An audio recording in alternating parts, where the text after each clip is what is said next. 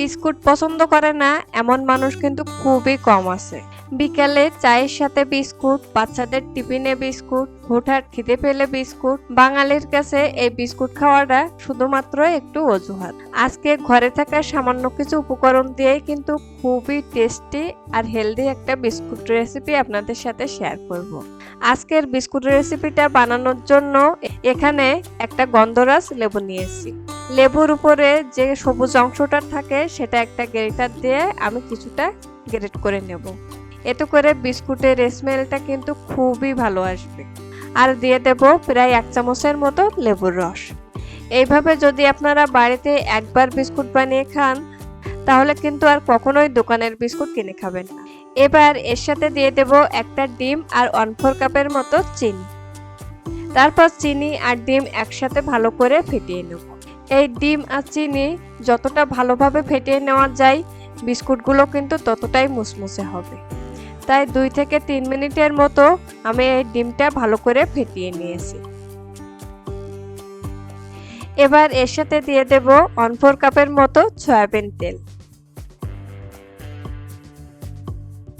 আর দিয়ে দেব সামান্য একটু বেকিং পাউডার আর সামান্য একটু লবণ। এবার সবকিছু আবারও একসাথে ভালো করে ফেটিয়ে নেব। তেল দেওয়ার পর এটা আমি আরো 3 থেকে 4 মিনিটের মতো ভালো করে মিশিয়ে নিয়েছি। তারপর এই মিশ্রণটা যখন এরকম একটু ঘন হয়ে আসবে তখন এর ভিতরে দিয়ে দেব আটা। আমি এখানে 1 কাপ পরিমাণে আটা নিয়েছি। এবার অল্প অল্প আটা দিয়ে একটা সফট ডো বানিয়ে নেব। একবারে বেশি আটা দেবেন না, এতে করে ডোটা কিন্তু অনেকটাই নরম হয়ে যেতে পারে। বাচ্চা থেকে বুড়ো সকলের খুবই পছন্দের একটি খাবার হচ্ছে এই বিস্কুট। তাই অল্প অল্প আটা মিশিয়ে ঠিক এরকম সফট একটা ডো বানিয়ে নেবে। আটার এই ডোটা বানিয়ে নেওয়ার পর এখন রুটি বেলের উপরে নিয়ে এটা আমি রোলের মতো করে বানিয়ে নেব। তারপর একটা ছুরির সাহায্যে ছোট ছোট পিস করে কেটে নেব। এতে করে বিস্কুটের শেপটা কিন্তু সবগুলোই ঠিক আসে। দেখুন এই ডো থেকে এভাবে ছোট ছোট পিস করে আমি কেটে নিয়েছি। তারপর হালকা হাতের সাহায্যে এভাবে গোল করে পিসগুলো সমান করে নেব। সবগুলো পিস গোল করে নেওয়ার পরে এখন একটা চামচের সাহায্যে কিংবা ছুরির সাহায্যে এভাবে উপরে দাগ কেটে নেব।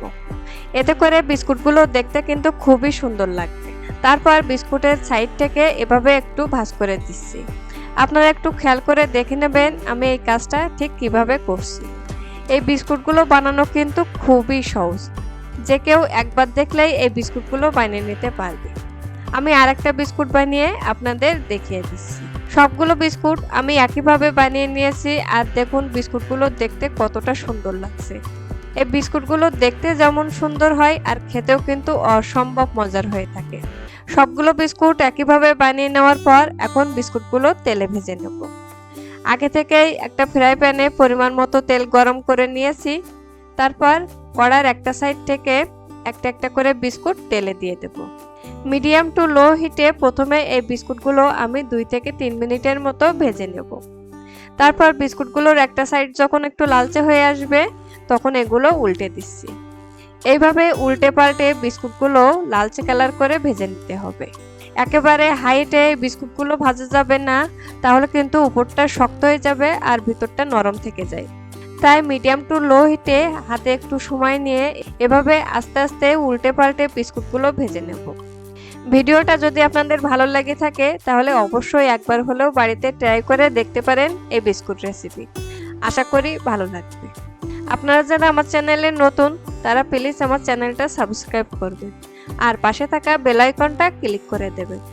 এতে করে আমার চ্যানেলের নতুন নতুন সব ভিডিও সবার আগে আপনার কাছে পৌঁছে যাবে। আর যারা আমার চ্যানেলটা সাবস্ক্রাইব করছেন তাদেরকে অসংখ্য ধন্যবাদ। প্রায় 7 থেকে 8 মিনিটের মতো আমি এই বিস্কুটগুলো উল্টে পাল্টে ভেজে নিয়েছি। তারপর বিস্কুটের কালারটা যখন এরকম লালচে হয়ে আসবে তখন তেল ঝরিয়ে এগুলো আমি উঠিয়ে নিচ্ছি। দেখুন কত সহজেই কিন্তু এই বিস্কুটগুলো বানিয়ে নেওয়া যায়। আর এটা খেতেও কিন্তু ভীষণই টেস্টি হয়। বাড়িতে থাকা সামান্য কিছু উপকরণ দিয়েই কিন্তু আজকের এই বিস্কুট রেসিপিটা। এটা দেখতেও যেমন সুন্দর হয় আর খেতেও কিন্তু ভীষণই টেস্টি হয় আর খুবই হেলদি। আপনারা অবশ্যই বাড়িতে ট্রাই করে দেখতে পারেন এই বিস্কুট রেসিপিটা। ভালো থাকবেন, সুস্থ থাকবেন। ধন্যবাদ সবাইকে।